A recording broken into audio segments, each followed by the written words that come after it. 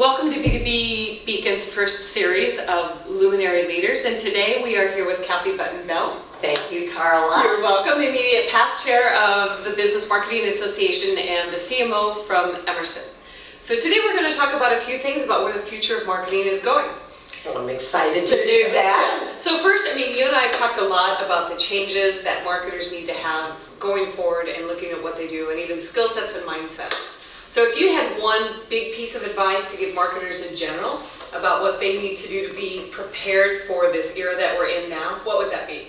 Well, obviously the biggest thing we're facing is change, and whether that's a skill set or kind of how our customers are applying intensifying pressure to us all the time, that you have to be incredibly good at changing yourself and being flexible with both your work style and also with your environment. So I think you need to hire, when it comes to talent, you need to hire a portfolio of different talents, of people with agile learning skills so they can change what they're able to do.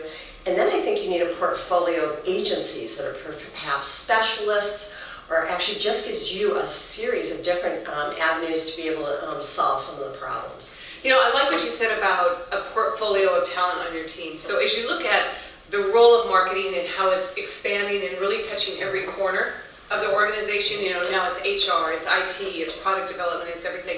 Talk a little bit about what marketers need to understand is their role really now as a unifier across the organization. I always say that marketing is the great integrator, and as we become, and everyone knows I always say, we have to be the chief complexity reduction officer, because actually most of the rest of the organization isn't thinking about that. And so you need to simplify messages within the organization. And I always say that digitalization of things doesn't just bring transparency to your company from the outside world in, it brings a transparency of your company on your inside world. And it means that you really have to be a good communicator inside with those groups as well as outside. And I think the point about being a good communicator is sometimes a skill that marketers don't think they need. They think about, I need to know digital, I need to know technology, I need to know how to run campaigns. But I think that understanding that that is a key role of marketers, especially now, is to be that communicator. And it's not a one and done kind of thing. It's not just an email, well, I told them.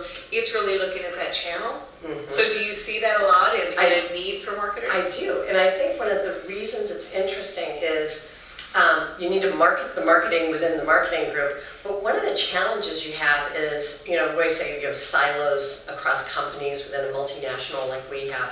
But the bigger problem is sometimes the IT organization wants to sort of unify themselves as a unit, as opposed to we need them to communicate well with HR too. I need HR to communicate outwardly. We need to set a great example for that, and not only just unify all those groups, but help them communicate. So, and give them the tools to do that as well, which has never been budgeted for.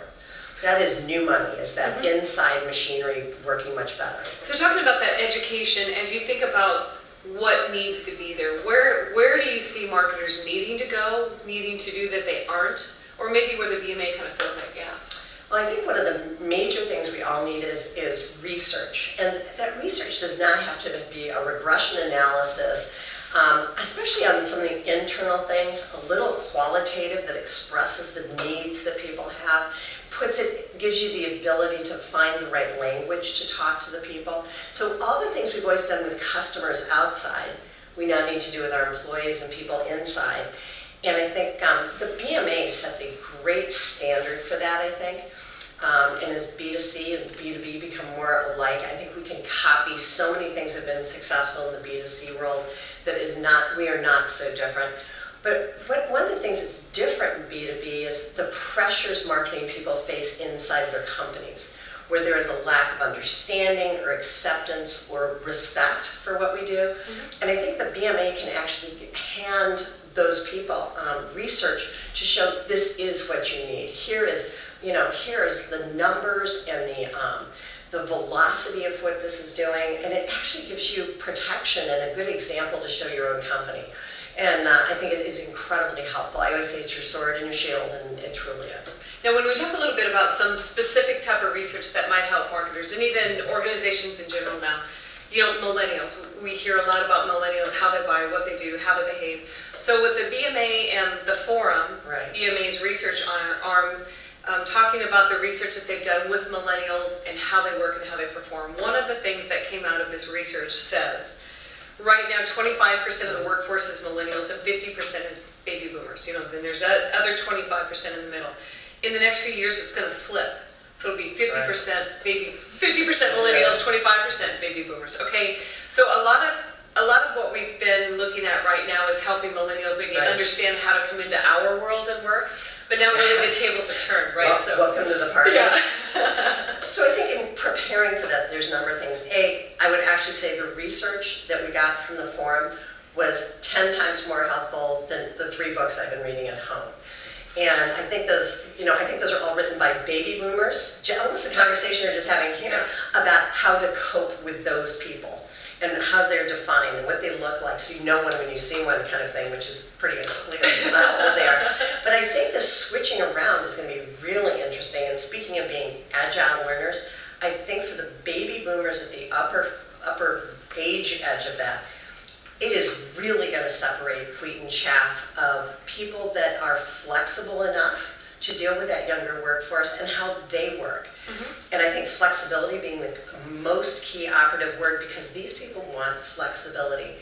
Flexibility to think, to grow, not just what time they go to work. I think they get pinholed into some of these dumb things. And instead, I think what we have to say is, they're going to be sort of in charge. We might have some notions of our levels that we're at, but the pure breadth of how many of them there are that we're selling to. And we have to listen to them because they'll know how to get to their brethren kind of thing in doing this. So it's a great fact to share with everyone, especially when we're in these old hierarchical companies based on 1950s constructs that will be irrelevant to this younger generation. And they really understand that already. There's not a learning curve on that. They got it. That's a good point. I was talking to a millennial yesterday and sharing some of the research. And one of the things he brought up was, it's kind of like you said, the complexity part, right? I think because of how baby boomers have always acted and behaved in that hierarchical thing, just take education as an example. The millennials say, I want to learn something. And in baby boomers' mind, it has to be big, complex, and a lot of steps. Right. And this person shared, no, actually, just give me a list and let me check them off. It doesn't, give me an online video and let me watch it and learn that way. I don't require a person to come in and train me. It That is so true. doesn't have to be that complex. And I think that's great for the BMA, and that's great direction for us as we develop more education and more content for them. And it's kind of like a factoid versus a white paper. I can learn all those little things I need to know about that. Like you told me a million things by telling me we're going to flip around baby boomers versus millennials. That's a factoid waiting to be born kind of thing for me. That teaches me the next thing I need to do. And I think by delivering things that way for them, we get better too. But I think it makes it easy for them to learn and just be so productive. Now, when it comes to learning and kind of mindsets, one of the things that Gary Vaynerchuk, the speaker at yesterday's lunch, talked about is that he chided the whole room. He said, you need to market in the year in which you live. That's excellent. And it was excellent. And he gave great examples of how a lot of marketers are still in 2010, 2005, even the 1990s. How do you see that? And how do you see moving an entire profession forward, not just to where we are now, but where we need to be? Well, actually, I was like, some people that work with us say, you have to always keep your corporation young and progressive in the eyes of your customers. And I think this puts a different onus on what that looks like, because usually you take your most senior people and shove them out there as good examples. Right? Yeah, credibility. And whoever said being older makes you more credible, And I think especially in an age of expertise and technical facility that younger people are so much better at, I actually think you look more vibrant, smarter, current by utilizing those younger voices and letting them speak for you. That's the best thing that social media, I think, does for a corporation, is it gives you the transparency of that younger generation, which you never would have had 10 years ago. So in trying to keep your company young, let them do the talking enough of the time, so that actually sometimes your upper management even hears it from the outside coming back in again. And I think it's extremely healthy. That's good. Okay, I have one last question for What's you. that? So we've talked a lot about consumer marketing, B2B marketing, and now it seems like those circles are overlapping more and more. And a lot of B2B marketers think, what I do is so different from B2C that what they do can't apply to me, and I think vice versa. Talk a little bit about how you see that changing. Well, and I would say I have a great example from about 15 years ago. We did a lot of training at Northwestern and stuff with our executives, and if any of the professors accidentally used the word consumer, I could see the switches go off in everybody's head, and they go, that has nothing to do with me. And now, in this new era, I think people simply understand a little better than they used to, that it does.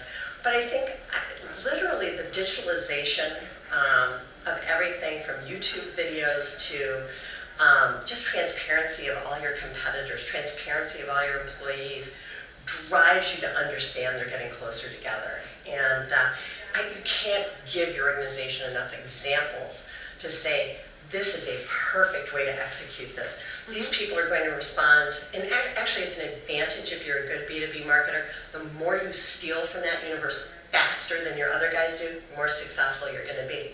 And the faster you accept consumer sort of attack plans or communication or anything, you are going to crush your competitors that don't get that. And I think the longer people live in hierarchical situations, the longer you live in old communications patterns, you are going to get dusted by other competitors that are a little quicker.